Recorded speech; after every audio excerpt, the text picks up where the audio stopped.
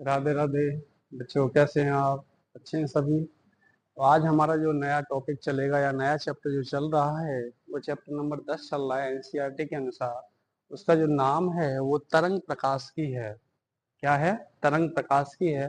जो board exam में 5 number का चैप्टर है, जिसमें से एक लॉन्ग क्वेश्चन आता है, एक शॉर्ट क्वेश्चन आता है।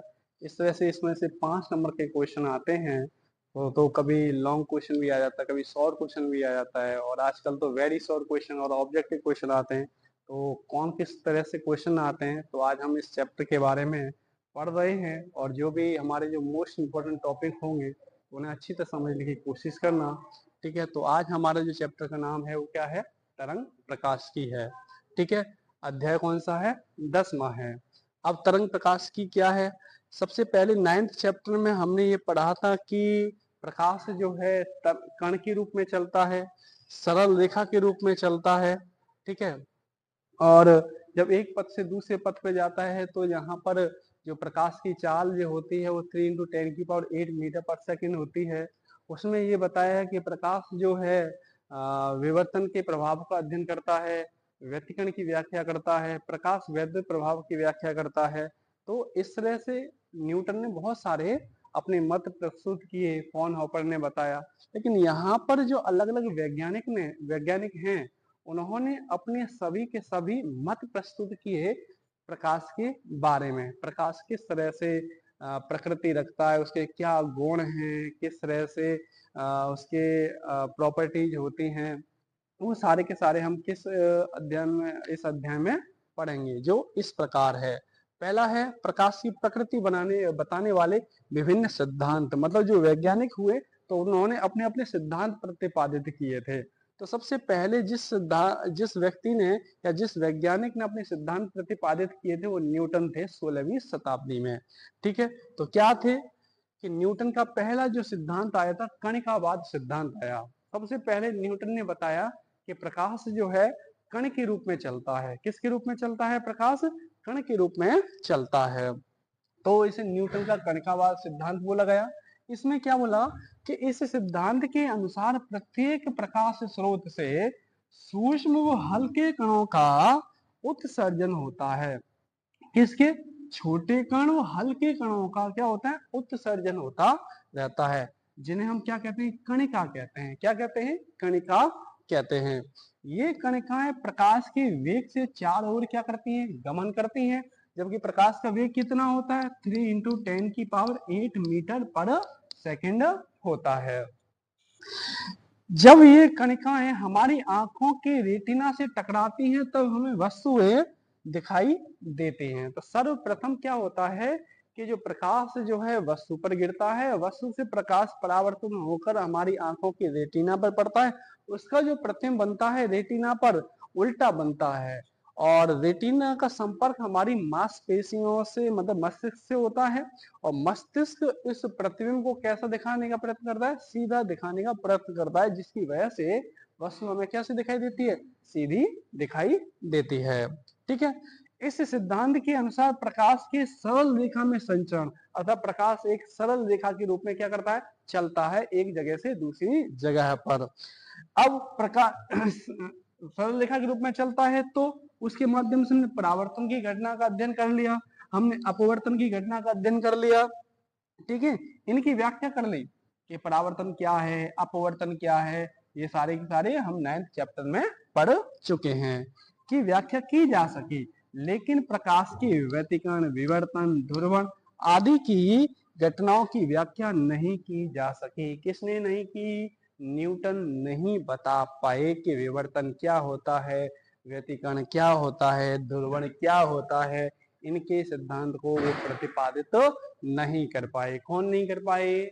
न्यूटन नहीं पाए। तो यहाँ से 1 नंबर का क्वेश्चन बन सकता है कि कणिकावाद सिद्धांत किसने प्रतिपादित किया था? तो कणिकावाद सिद्धांत न्यूटन ने 16वीं शताब्दी में प्रतिपादित किया था। ठीक है, फिर नेक्स्ट आता है हमारा, नेक्स्ट वैज्ञानिक आते हैं हमारे। कौन आते हैं? हाइगेन का तरंग सिद्धांत आता है। कौन आता है? हाइगेन का तरंग सिद्धांत आता है। हाइगेन के तरंग सिद्धांत के अनुसार उन्होंने क्या बताया कि प्रकाश जो है तरंगों की भांति व्यवहार करता है। किसकी भांति व्यवहार करता है? तरंगों की भांति व्यवहार करता है। अर्थात जब प्रकाश जो है एक रूप से दूसरी रूप में जाता है या एक जगह से दूसरी जगह पर जाता है तो तरंगों के रूप में संचरण करता है। तो इस सिद्धांत के अनुसार प्रकाश तरंगों के रूप में चलता है। क्यों चलता है? कि आपको बताया कि प्रकाश कण के रूप में चलता है, तो प्रकाश कण के रूप में चलेगा तो कण पास पास होंगे, पास पास होंगे तो उसमें कंपन उत्पन्न होगा और कंपन की वजह से क्या उत्पन्न हो जाती है? तरंग उत्पन्न हो जाती है। क्या उत्पन्न हो जाती है? तरंग उत्पन्न हो जाती है। ये तरंगें प्रकाश स्रोत से निकलकर सभी दिशाओं में प्रकाश की चाल से चलती हैं। किस तरह चलती हैं? प्रकाश की चाल से चलती हैं। जब एक बिंदु से दूसरे बिंदु पर जाएंगी तो किस से चलेंगी? प्रकाश की चाल से चलती हैं। ये तरंगे ईथर नामक काल्पनिक माध्यम में संचित होती हैं। किस में होती हैं? ईथर नामक माध्यमिक काल्पनिक में संचित होती हैं। ईथर कोई तत्व नहीं है, एक आभासी रूप से हमें माना हुआ एक तत्व है आभासी रूप में, जिसे हम क्या कहते हैं? ईथर नाम बोला गया है। ईथर को इलेक्ट्रॉन भी बोलते हैं। ईथर को क्या बोलते हैं? इलेक्ट्रॉन। तो इलेक्ट्रॉन में क्या होती है? ऊर्जा होती है। इसी तरह प्रकाश का जो छोटा सा जो कण है उस छोटे से कण का नाम बोला गया फोटोन। तो फोटोन को किस तरह से बोला गया? ईथर नाम से दिया गया है। इस माध्यम को भारहीन व पूर्णतः प्रत्यास्थ माना गया। मतलब इसका क्या नहीं होता? भार नहीं होता और पूर्णतः प्रत्यास्थ होता है। पूर्ण प्रत्यास्थ क्या? किसी वस्तु पर बल लगाने से वस्तु की आकृति में परिवर्तन हो जाता है और जैसे उस बल को हटा लिया जाता है और वो वस्तु पुनः उसी अवस्था में आ जाती है, ऐसी वस्तु को क्या कहते हैं? प्रत्यास्थ कहते हैं। क्या कहते हैं? प्रत्यास्थ कहते हैं। और प्रत्यास्थ का सबसे अच्छा जो उदाहरण है क्वार्ज धातु है। क्या है? क्वार्ज धातु। किसी हद तक हाथी के दांत को भी माना जाता है। ठीक है। इस सिद्धांत के द्वारा प्रकाश का परावर्तन, अपवर्तन, व्यतिकरण, विवर्तन, दुर्वर्ण आदि की घटनाओं की व्याख्या की गई। तो न्यूटन ने सिर्फ किसका किया था? परावर्तन अपवर्तन के बारे में बता पाए थे, लेकिन क्या नहीं बता पाए थे? व्यतिकरण, विवर्तन, ध्रुवण के बारे में नहीं बता पाए। लेकिन हाइगेंस के तरंग सिद्धांत के आने के बाद व्यतिकरण और विवर्तन की घटनाओं और ध्रुवण की घटनाओं के बारे में समझाया जा चुका था या समझाया जाता था। आदि घटनाओं की व्याख्या की जा सकी। लेकिन क्वांटम प्रभाव, जीवन प्रभाव और स्टार्क प्रभाव की व्याख्या नहीं कर पाए। कौन नहीं कर पाए? हाइगेन नहीं कर पाए हैं। हाइगेन विवर्तन को समझा पाए, व्यतिकरण को समझा पाए, ध्रुवण को समझा पाए, परावर्तन को समझा दिया, अपवर्तन को समझा दिया, मतलब 5 टॉपिक को समझा दिया। लेकिन किसको नहीं समझा पाए? जीमान प्रभाव, क्वांटम प्रभाव, स्टार्क प्रभाव को वो समझा नहीं पाए। ठीक है। तो इस तरह से हमारे 2 सिद्धांत हुए। पहला क्या हुआ? कणकावाद सिद्धांत हुआ। दूसरा हुआ हाइगेन का तरंग सिद्धांत हुआ। तो यहाँ से एक क्वेश्चन आ सकता है कि तरंग सिद्धांत किसने प्रतिपादित किया? तो तरंग सिद्धांत हाइगेन ने प्रतिपादित किया था। उनके द्वारा किन किन परिभाषाओं को परिभाषित किया गया था? जैसे परावर्तन की व्याख्या की गई, जैसे अपवर्तन की व्याख्या कर दी गई, व्यतिकरण की व्याख्या कर दी गई, विवर्तन की व्याख्या कर दी गई, ध्रुवण की व्याख्या कर दी गई। तो इन चीजों की व्याख्या कर दी गई थी किसके माध्यम से? हाइगेन के माध्यम से। फिर हमारे तीसरे जो सिद्धांत जिसने प्रतिपादित किया था वो हमारे वैज्ञानिक थे मैक्सवेल। कौन थे? मैक्सवेल ने क्या दिया? एक सिद्धांत दिया। वो कौन सा था? विद्युत चुम्बकीय तरंग सिद्धांत था। क्या था? विद्युत चुम्बकीय तरंग सिद्धांत या विद्युत चुम्बकीय सिद्धांत था।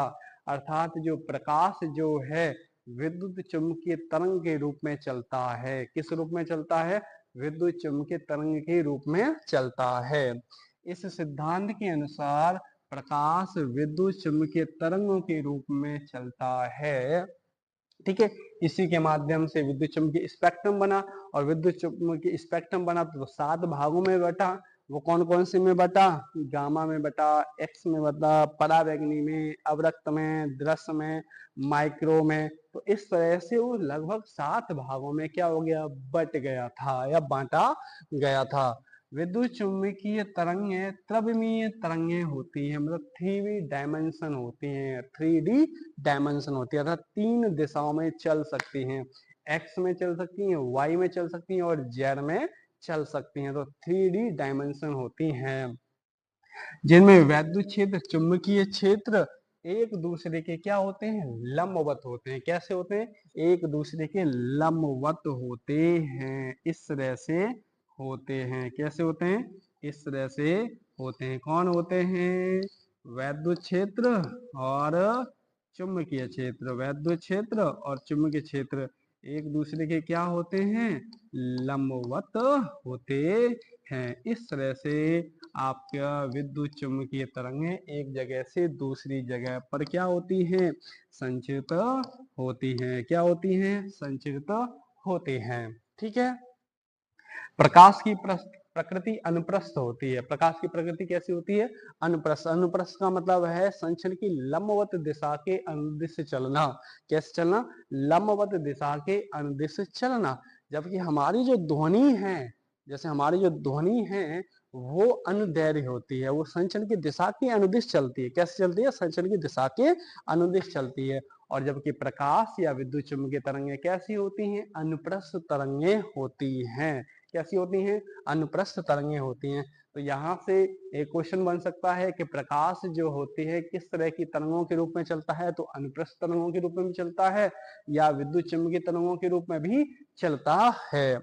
विद्युत चुम्बकीय तरंगों का वैद्युत क्षेत्र ही हमारी आंख की रेटिना को क्या करती है, प्रभावित करती है, जिसके माध्यम से हम क्या कर पाते हैं, वस्तु को देख पाते हैं। तो इस तरह से हमारे 3 सिद्धांत प्रतिपादित हुए।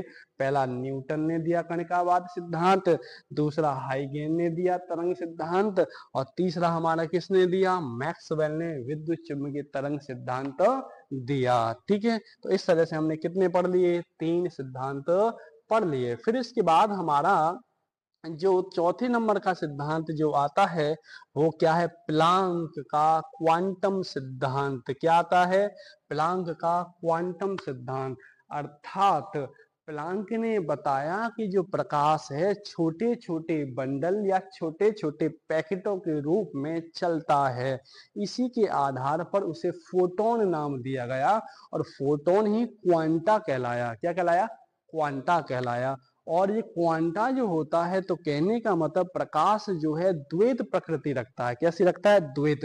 तरंग के रूप में भी चलता है, सरल रेखा के रूप में भी चलता है।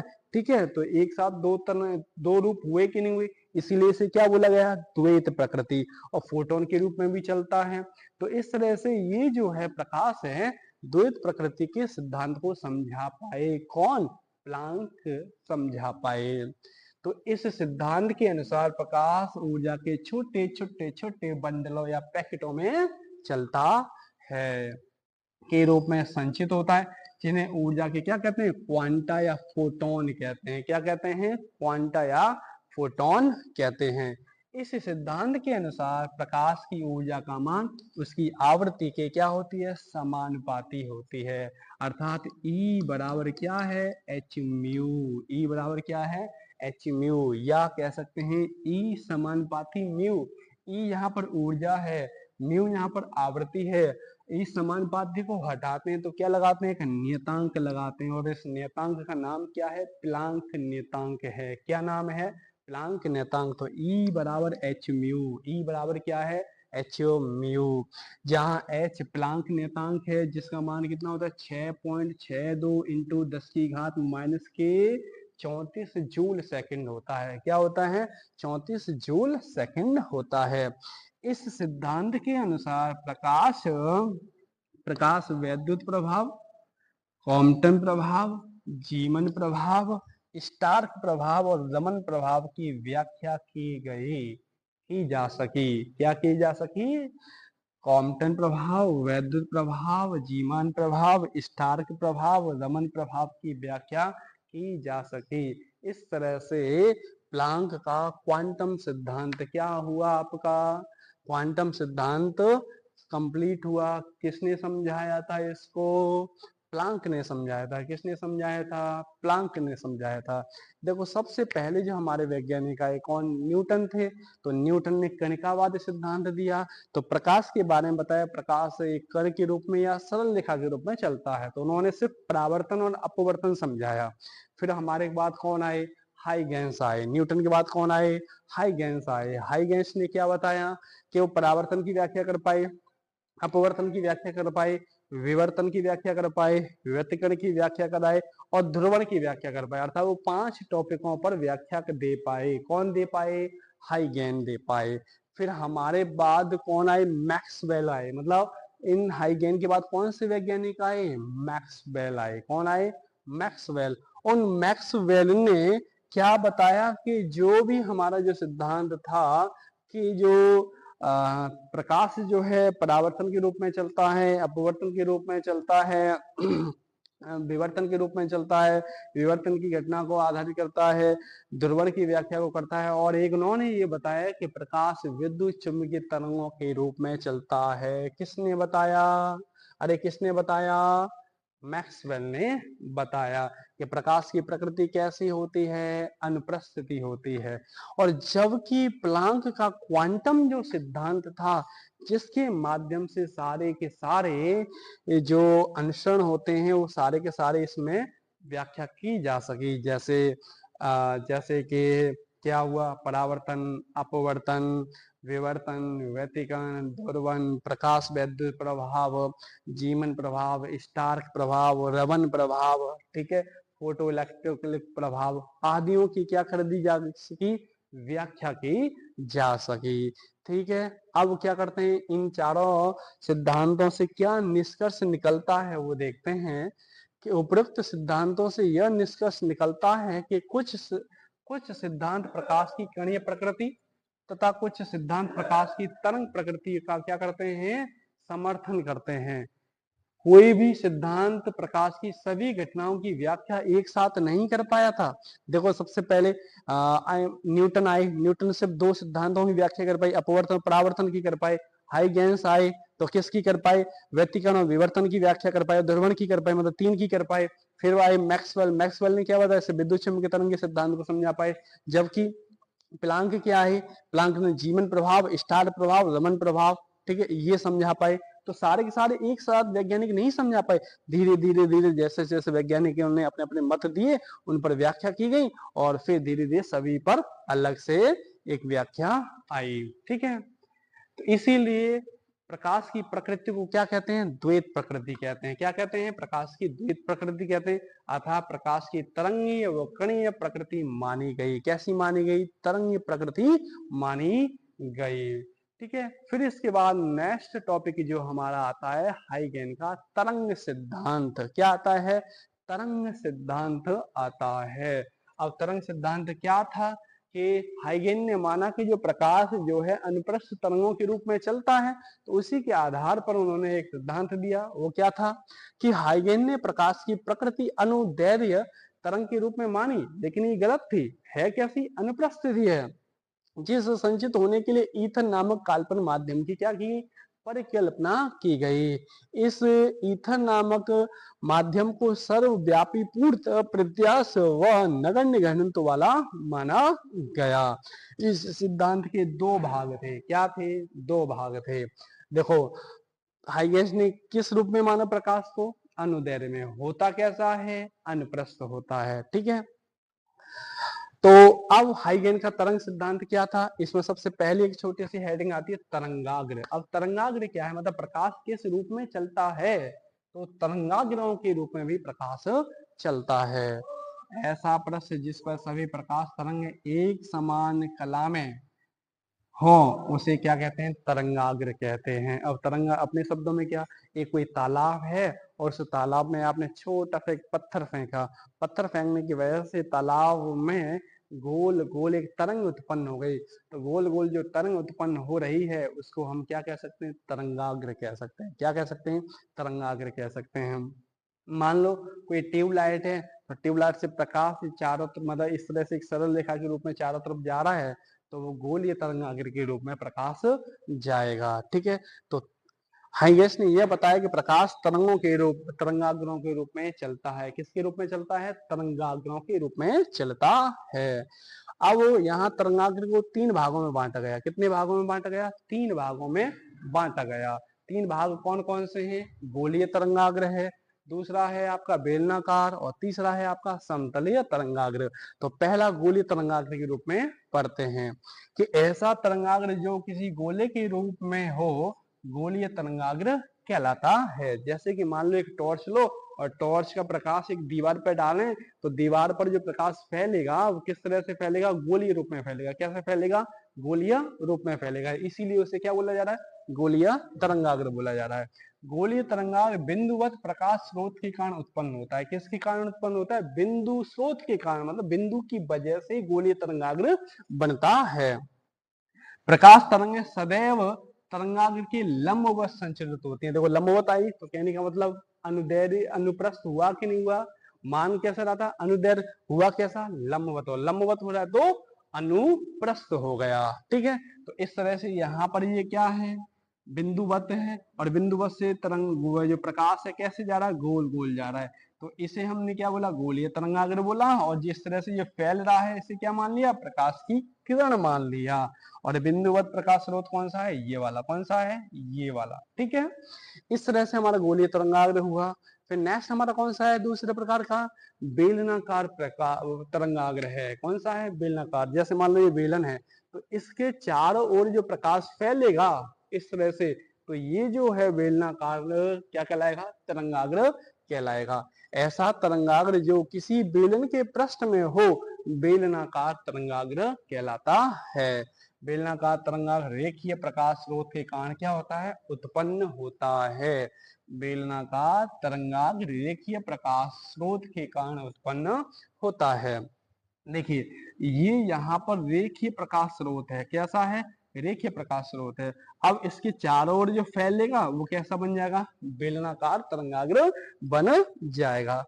अब तीसरे नंबर का हमारा कौन सा है तरंगाग्र? समतल तरंगाग्र। कैसा है? समतल तरंगाग्र। जैसे कॉपी के ऊपर पेज के पेज रखे जाते हैं तो वो किस तरह से जा रहे हैं? समतल के रूप में जा रहे हैं कि नहीं जा रहे? तो ऐसे ही समतल तरंगाग्र बनेगा। तो ऐसा तरंगाग्र जो किसी समतल के रूप में हो, कैसा हो? समतल के रूप में हो, उसे समतल तरंगाग्र कहते हैं। जब बिंदुवत या रेखीय प्रकाश स्रोत अनंत पर हो तो समतल तरंगाग्र उत्पन्न हो जाता है। गोलीय तरंगाग्र किस में बदल जाता है? समतल तरंगाग्र में बदल जाता है। क्यों? बीच में क्या आ जाती है? कोई रुकावट आ जाती है। उस रुकावट की वजह से गोलीय तरंगाग्र किस में बदल जाएगा? समतल तरंगाग्र में बदल जाता है, जैसा कि हम आगे देखेंगे। ठीक है, इस तरह से हमारा समतल तरंगाग्र हुआ। फिर देखो नेक्स्ट हमारा है क्या है? टॉपिक है हाइगेन का द्वितीयक तरंगिकाओं का सिद्धांत। क्या है? हाइगेन का द्वितीयक तरंगिकाओं का सिद्धांत। ठीक है, अब इस सिद्धांत के माध्यम से हम ये समझेंगे कि गोलीय जो तरंगाग्र था वो समतल तरंगाग्र में बदल जाता है। देखो इस सिद्धांत के अनुसार प्रकाश तरंगाग्र के रूप में चलता है, यह हाइगेंस ने बताया, संचित होता है, जिसका जिसका प्रत्येक बिंदु एक नए प्रकाश स्रोत की भांति क्या करता है? व्यवहार करता है, जिससे निकलने वाला प्रकाश को द्वितीयक तरंगिकाएं कहते हैं। क्या कहते हैं? द्वितीयक तरंगिकाएं कहते हैं। जैसे कि मान लो ये एक बिंदुवत प्रकाश स्रोत है, इससे प्रकाश निकल रहा है, चारों तरफ प्रकाश निकल रहा है कि नहीं निकल रहा? ठीक है, अब ये प्रकाश निकल रहा है तो किस रूप में जाएगा? गोलीय रूप में जाएगा। आगे बढ़ रहा है, गोलीय रूप में जा रहा है कि नहीं जा रहा? अब यही बिंदुवत स्रोत जो है एक दूसरा बिंदुवत स्रोत को उत्पन्न करेगा। जैसे मान लो इसने इसको किया तो ये प्रकाश फिर बिंदु स्रोत बन गया। ठीक है, फिर इसने इसको उत्पन्न किया तो ये दूसरा क्या बन गया? प्रकाश स्रोत बन गया। ये फिर इस तरह से बन रहा है कि नहीं बन रहा प्रकाश स्रोत? तो जैसा ये प्रकाश स्रोत था उसका ये दूसरा ये प्रकाश बिंदु स्रोत बन रहा है, इसीलिए इसे नाम क्या बोला गया? द्वितीयक तरंगिका का सिद्धांत बोला गया। अब क्या हुआ?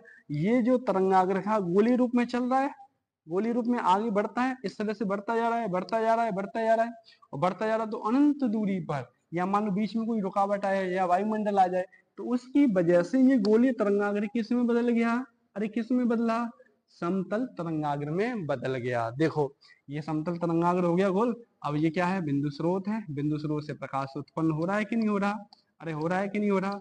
बिंदु स्रोत है तो इससे क्या हुआ? प्रकाश उत्पन्न हुआ।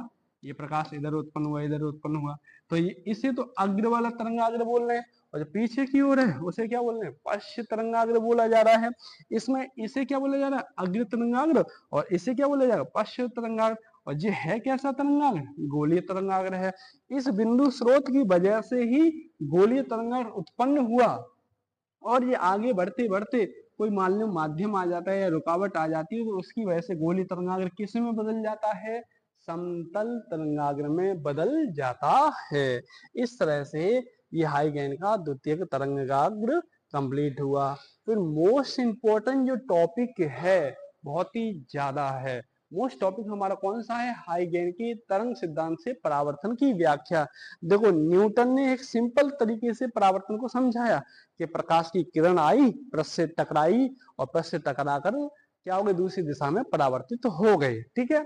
अब इन्होंने क्या किया कि जो प्रकाश से जो है वो तरंगाग्र के रूप में माना, वो जोड़े के रूप में माना, तो उसी को परावर्तन के रूप में समझाया।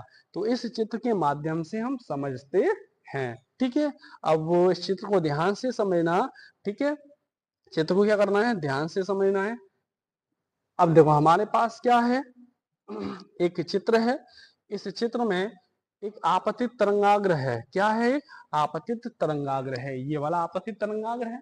तो आपतित तरंगाग्र के रूप में हमारे पास पी क्यू एक तरंगाग्र आया। ये पी क्यू एक तरंगाग्र है। ठीक है। अब जैसे कि मान लो ये है, इस तरह से यूं चल रहा है, ये आगे बढ़ रहा है, आगे बढ़ते बढ़ते बढ़ते बढ़ते बढ़ते बढ़ते यहाँ पहुंच गया ए पर। तो देखो ये वाला सिरा ए पर पहले टकरा रहा है, जबकि बी सिरा कहाँ पर है? अभी यहाँ पर ही है। ये वाला सिरा कहाँ पर है? बी पॉइंट पर है।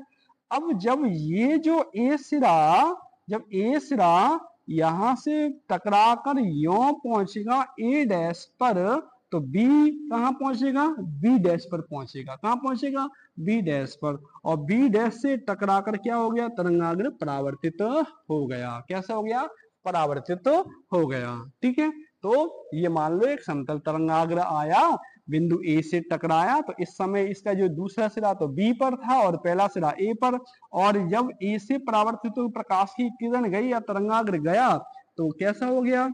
बी से जब ए बी डैश पर आया दूसरा सिरा, तो पहला सिरा ए डैश पर पहुंच गया, और जैसे ए डैश पर पहुंचा तो आगे की ओर बढ़ जाता है। तो इसी को क्या बोला? परावर्तित तरंगाग्र बोला। क्या बोला गया? परावर्तित तरंगाग्र बोला गया। ठीक है।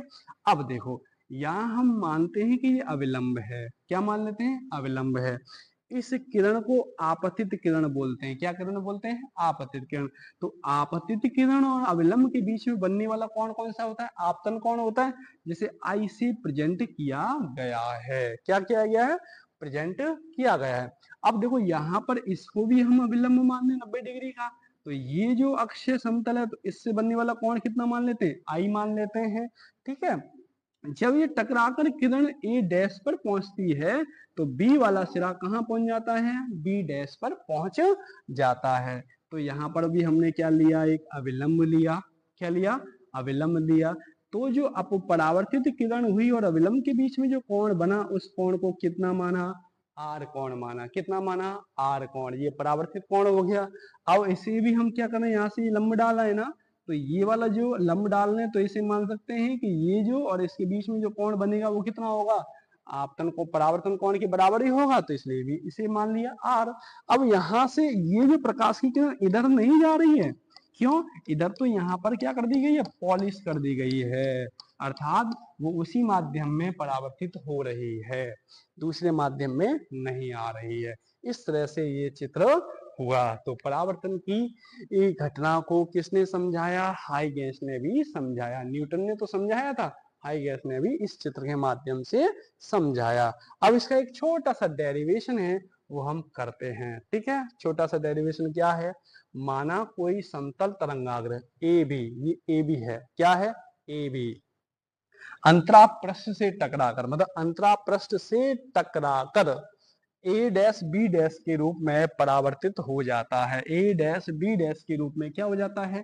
परावर्तित हो जाता है।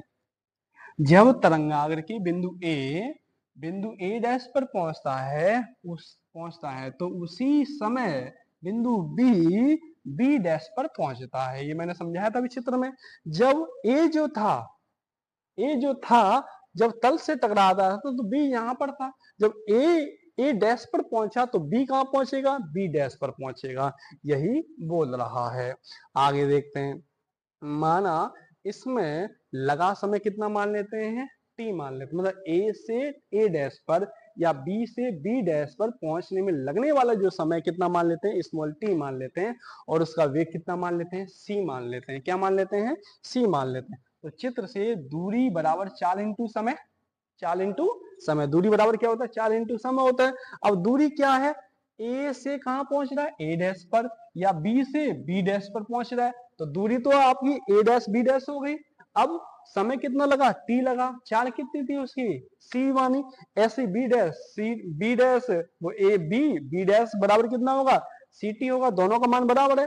तो हमारी जो left hand right hand side बराबर है तो लेफ्ट हैंड आपस में बराबर होगी। तो ए डैश बराबर बी बी डैश बराबर सी टी। समीकरण नंबर कितना मान लिया? 1 मान लिया। अब हम क्या कर रहे हैं? त्रिभुज ले रहे हैं। कौन सा त्रिभुज ले रहे हैं? ए, ये हमारा ए है। A dash B. पहला हमने कौन सा लिया? A dash B. देखो हम कौन सा ले रहे हैं? A dash B dash. कौन सा ले रहे हैं? A dash B dash. और दूसरा कौन सा लेंगे? A B B dash. A B B dash. 2 त्रिभुज ले रहे हैं। कितने ले रहे हैं? 2 त्रिभुज ले रहे हैं। अब 2 त्रिभुजों को हमें बराबर सिद्ध करना है। अब देखो ध्यान से देखना। हम इसे आपस में बराबर कर रहे हैं। कैसा हमने त्रिभुज लिया? एक त्रिभुज तो ये ले रहा हूं मैं, ए डैश बी डैश ले रहा हूं। और दूसरा जो त्रिभुज ले रहा हूं वो कौन सा ले रहा हूं मैं? ए बी बी डैश ले रहा हूं। ठीक है। तो 2 त्रिभुज लिए। अब दोनों त्रिभुजों में देखें जाए तो ये जो रेखा है ओवहनिष्ठ रेखा हुई कि नहीं हुई? देखो ए डैश बी डैश में भी आ रही है और ए बी बी डैश में भी आ रही है। तो ये उभयनिष्ठ रेखा हुई कि नहीं हुई? अच्छा देखो ये जो कोण है 90 डिग्री कोण है। ठीक है। कितने डिग्री कोण है? और ये देखो तो ये भी 90 डिग्री कोण है। तो ये कोण आपस में बराबर हुए कि नहीं हुए? जब आपस में कोण बराबर हुए और जब उनकी भुजाएं आपस में बराबर है मतलब उभयनिष्ठ के रूप में है तो ये दोनों त्रिभुज जो हैं कैसे हुए? समरूप त्रिभुज हुए कि नहीं हुए? और देखो ये जो कोण है आपतन कोण ये परावर्तन कोण के बराबर होता है कि नहीं होता? तो इस तरह से हमने इन दोनों त्रिभुजों को क्या कर दिया? सिद्ध। सर्वांग सम त्रिभुज सिद्ध कर दिया।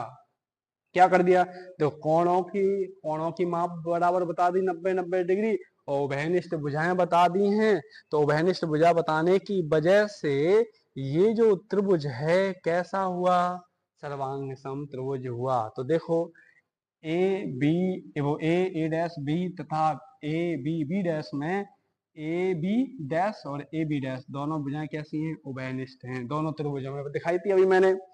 ए डैश ए डैश बराबर बी बी डैश है। समीकरण 1 से हम सिद्ध कर चुके थे। ठीक है। अच्छा ए बी डैश और ए डैश बी ये 90 डिग्री के मैंने बताए थे कि 90 डिग्री के हैं। समीकरण 1 और 2 से क्या होता है कि त्रिभुज ये और ये त्रिभुज कैसे हैं? सर्वांग सम त्रिभुज हैं। तो सर्वांग सम त्रिभुज होने की वजह से कोण आई किसके बराबर हो जाएगा? कोण आई किसके बराबर हो जाएगा? कोण आर के बराबर। यही परावर्तन का दूसरा नियम था। ठीक है। तो न्यूटन का यही तो परावर्तन दूसरा नियम था। पहला नियम क्या? आपतित किरण अपवर्तित किरण तथा अविलंब तीनों एक बिंदु पर मिलते हैं। तो चित्र में देखते हैं ये आपतित किरण है। ठीक है। ये अविलंब है और ये परावर्तित किरण है। तो जहां तीनों बिंदु मिलते हैं तो उसी को हम परावर्तन का पहला नियम कहते हैं। अब दूसरा देख लो। ये परावर्तित किरण है ये आपतित किरण है और ये अविलंब है। तीनों एक ही बिंदु पर मिल रहे हैं तो पहला नियम हुआ कि नहीं हुआ? अरे हुआ कि नहीं हुआ? तो देखो क्या करा है, उपरोक्त से स्पष्ट है कि परावर्तन की घटना में परावर्तन कोण का मान आपतन कोण के बराबर होता है। यही परावर्तन का कौन सा नियम है? द्वितीय नियम है। चित्र से स्पष्ट है कि आपतित किरण, परावर्तित किरण तथा अभिलंब तीनों एक ही तल में स्थित होते हैं। ये पहला नियम हम न्यूटन वाले में पढ़ चुके हैं कि नहीं पढ़े? 9th चैप्टर में पढ़ चुके हैं। इस तरह से हाइगेस ने परावर्तन नियम की क्या कर पाए? व्याख्या कर पाए। अब दूसरा क्या है? हाइगेन की तरंग सिद्धांत से अपवर्तन की व्याख्या। ठीक है, न्यूटन ने भी बताया था अपवर्तन क्या होता है। अपवर्तन किसे कहते हैं? जब प्रकाश की किरण को एक माध्यम से दूसरे माध्यम में आपतित कराया जाता है तो दूसरे माध्यम में वो अपने पथ से विचलित हो जाती है, तो विचलित होने की घटना को ही क्या कहते हैं? अपवर्तन कहते हैं। तो इसी तरह वो भी यही समझाना चाह रहे हैं। कौन? हाइगेन। तो देखते हैं क्या है टॉपिक हमारा, क्या है? हाइगेन की तरंग सिद्धांत से अपवर्तन की व्याख्या है। माना एक समतल तरंगाग्र ए बी माध्यम फर्स्ट में चलकर माध्यम 2 में प्रवेश करता है। यह ए डैश बी डैश अपवर्तित तरंगाग्र के रूप में आगे बढ़ता है। जब तरंगाग्र का बिंदु ए डैश पर पहुंचता है तो उसी समय बिंदु बी डैश पर पहुंचता है। माना इसमें लगा समय t, माध्यम C1 में प्रकाश की चाल C1 मान लेते हैं और दूसरे माध्यम प्रकाश की चाल क्या मान लेते हैं? C2 है।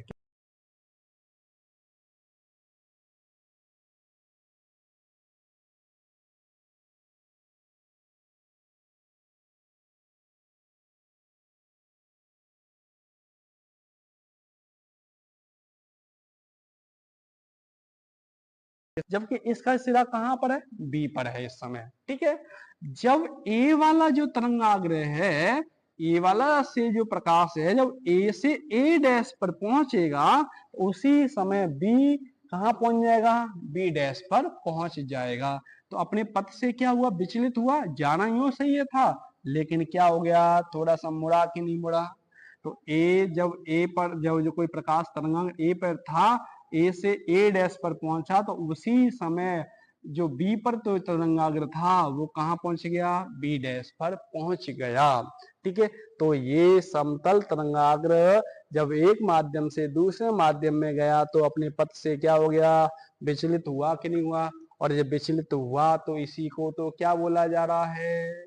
प्रकाश का अपवर्तन की घटना बोली जा रही है। अब देखो, ये अविलंब है। क्या है? अविलंब है। ये आपतित किरण है और ये अपवर्तित किरण है।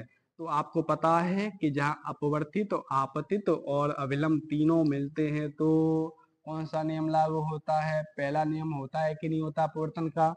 अब देखो, ये जो आपतन कोण है आई है, ये कोण अपवर्तित कोण आर है। ठीक है, अब यहाँ लंब डाला है तो ये कौन सा कोण बन जाएगा? आपतन कोण आई बन जाएगा। ऐसे ही इसमें देखो, ये अविलंब है। ठीक है, ये आपतित किरण है और इधर क्या हो गई? अपवर्तित किरण हो गई। तो ये कौन सा कोण है? अपवर्तित कोण है। ठीक है, कौन सा कोण है? अपवर्तित कोण है। इसे हम मान सकते हैं कौन सा? आई कोण मान सकते हैं, आपतन कोण के रूप में मान सकते हैं कि नहीं मान सकते? तो देखो, अब देखो यहां से इस तरह से जब प्रकाश एक माध्यम से दूसरे माध्यम में जाती है तो अपने पथ से क्या हो जाती है? विचलित हो जाती है। तो पहले माध्यम प्रकाश का वेग कितना माना? C1 माना। दूसरे माध्यम में प्रकाश का वेग कितना माना? C2 माना। कितना माना? C2 माना। कितना मान रहे हैं हम? C2 मान रहे हैं। यहाँ प्रकाश की चाल कितनी है? T है। यहाँ प्रकाश की चाल का समय कितना है? T है। लेकिन यहाँ वेग क्या है? C1 व C2 है। ठीक है, अब चित्र से क्या समझते हैं? चित्र से समझ रहे हैं, चित्र से समझ रहे हैं कि चित्र से चाल बराबर क्या होता है? दूरी बटा समय होता है। क्या होता है? चाल बराबर दूरी बटे समय होता है। ठीक है, तो चाल बराबर दूरी बटे समय है। तो अब देखो इसमें हम देख रहे हैं। ठीक है, तो इसमें क्या है हमारा कि दूरी हमारी जो आ रही है, दूरी जो आ रही है, देखो दूरी क्या है यहाँ पर? बी डैश है। देखो बी, देखो ये रहा हमारा बी डैश है, ये दूरी है, और दूसरी क्या है, ए डैश दूरी है हमारी। तो बी डैश को क्या माना, C1, क्योंकि यहाँ प्रकाश की चाल क्या है, C1 है, और लगने वाला समय क्या है, T है। तो बी डैश बराबर C1T आ जाएगा। ऐसे ही ए से A1 पर आया तो दूरी बराबर क्या, C2 × T आया। समीकरण नंबर कितना मान लिया, 2 मान लिया। कितना मान लिया, समीकरण 2 मान लिया। अब क्या कर रहे हैं, हम त्रिभुज एक ले रहे हैं, कौन सा, ए बी डैश त्रिभुज ले रहे हैं। कौन सा त्रिभुज ले रहे हैं, ए बी डैश त्रिभुज ले रहे हैं। ऊपर वाला ये त्रिभुज ले रहे हैं। कौन सा त्रिभुज ले रहे हैं, एक तो ये त्रिभुज ले रहे हैं, और एक दूसरा त्रिभुज लेंगे। एक त्रिभुज हमने कौन सा लिया, ए बी डैश लिया। दूसरा त्रिभुज लिया ए बी, एक दूसरा लिया हमने ए डैश बी लिया। ठीक है, इस तरह से दो त्रिभुज ले रहे हैं। एक तो त्रिभुज एक त्रिभुज ये वाला, और एक त्रिभुज ऊपर वाला ले रहे हैं। देखो ये यहाँ पर 90 डिग्री का है, ये यहाँ 90 डिग्री का है कि नहीं है। ठीक है, अब देखो ये जो कोण है, ये कोण आप देखो, ये 90 डिग्री का हो गया। दोनों त्रिभुजों में ये उभयनिष्ठ रेखा हुई कि नहीं हुई, अरे दोनों कोणों में त्रिभुजों में ये उभयनिष्ठ रेखा हुई कि नहीं हुई। ठीक है, और ये 90 डिग्री का, ये 90 डिग्री का। तो अब देखो यहां से हमें क्या देखना है कि त्रिभुज ए बी डैश से साइन आई बराबर क्या, साइन आई बराबर, अब साइन बराबर क्या होता है, लंब बटे कर्ण होता है। लंब कौन सा है, बी डैश लंब हो गया, और कर्ण कौन सा हो जाएगा, ए बी डैश हो जाएगा। कौन सा हो जाएगा, ए बी डैश हो जाएगा। अब नीचे वाले त्रिभुज में कौन सा, ये त्रिभुज ले रहे हैं। ठीक है, तो नीचे त्रिभुज ले रहे हैं तो साइन आर, क्योंकि इसमें बनने वाला कोण कौन सा है, आर है। तो यहां से आर बराबर हो जाएगा ए डैश अपॉन में ए बी डैश हो जाएगा। तो समीकरण नंबर कितना हो गया, 3 और 4 हो गए। अब समीकरण 3 और 4 में आपस में भाग दे दिया, भाग दिया तो sine i upon sine r हो गया। अब साइन आई की वैल्यू देखो, साइन आई की वैल्यू कितनी है, बी डैश अपॉन में ए बी डैश है, और साइन आर की वैल्यू क्या है, A dash upon B dash है। भाग दिया तो देखो एक जैसे तो क्या हो गए, कट जाएंगे यहाँ से। और कौन कट गए, यहाँ से हमारे जो कट रहे हैं वो कौन कौन से कट गए, ए बी डैश कट गए। क्या बचा, बी डैश और ए डैश बचा। ठीक है, समीकरण 1 व 2 को उपरोक्त समीकरण में रखने पर देखो यहाँ पर sine i upon sine r, B dash upon A dash, देखो यहाँ पर इसका मान देखो, समीकरण 1 में इन दोनों के मान क्या है, बी डैश का मान C1T है, ए डैश का मान क्या है, C2T है। अब दोनों का मान रखेंगे C1T अपॉन C2, तो T से T कट जाएगा, तो sine i upon sine r इसका क्या हो जाएगा, C1 अपॉन C2 बराबर नियतांक। अर्थात आपतन कोण की ज्याओं का जो अनुपात होता है वो कितना होता है, नियतांक होता है, जो कि स्नेल के नियम है, स्नेल का नियम है। इस तरह से यह अपवर्तन का द्वितीय नियम सिद्ध हुआ।